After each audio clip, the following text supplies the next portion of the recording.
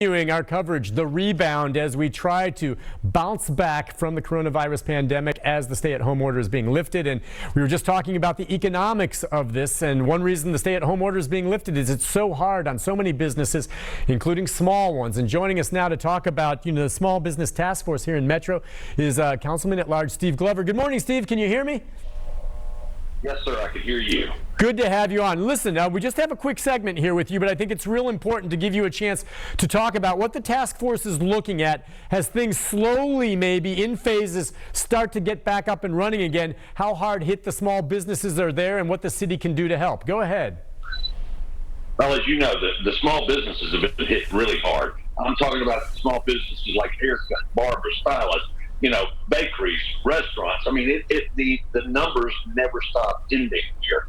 And so one of the things that I felt like was important was to make sure we had a task force to gear up to show them where federal dollars were, and then to help kind of bring us back out of this thing as well on guidelines and things of that nature. So we've been working with the mayor's office. I've got an incredible team of volunteers who have been helping. Christina Allen is the co-chair of this. And I mean, there's just too many people to name, but I'm going to tell you, they've been fabulous. We have a website that actually you can go on to at sbtfnashville.com. So it's in Small Business Task Force Nashville.com. When the mayor announces how we're going to roll this out, we'll be up to speed with recommended guidelines, ways to open it back up. So, I mean, every way that you guys would be able to help us promote that website would be fabulous, because we think every small business owner needs to know that we're out here. We're trying to stay ahead of that part of the curve for you as best we can, because as a small business owner, I understand how challenging this has been, and I want to see our small businesses survive. And I want to see our small businesses back in business. Sounds great. And yeah, we'll do everything we can to promote that website for you. All right, give it to me tangibly, your vision. I know we're going to wait and hear from the mayor, but I have a couple of good friends, a couple that owns a bakery in East Nashville, and I'm sure this has hit them hard. Tangibly speaking, when this is up and running, your vision, and walk me through specifics. Okay, so they see this, they go to the website. What kind of help do you think they'll be able to get?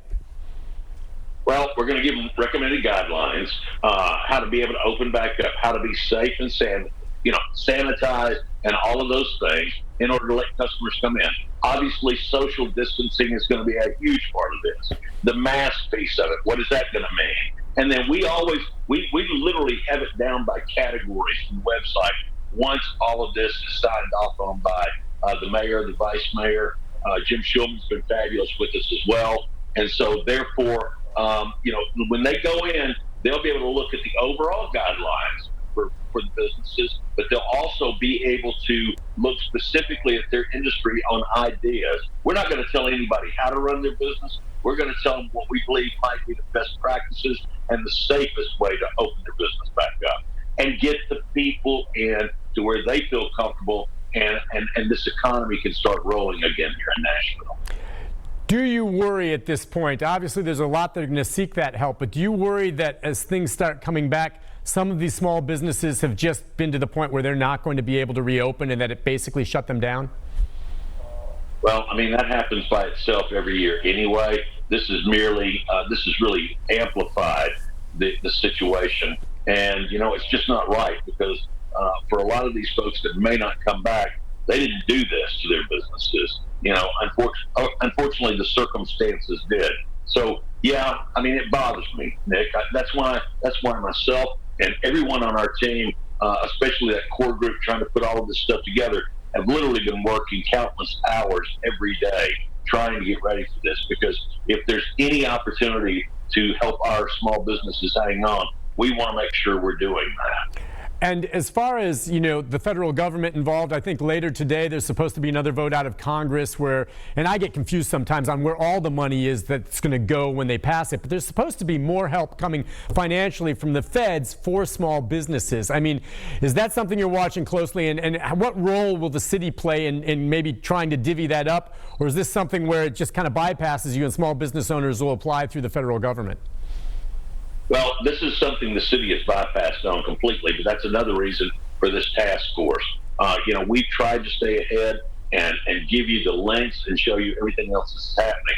I will tell you, I've been on the phone with people that are talking to the White House, and here's the bottom line.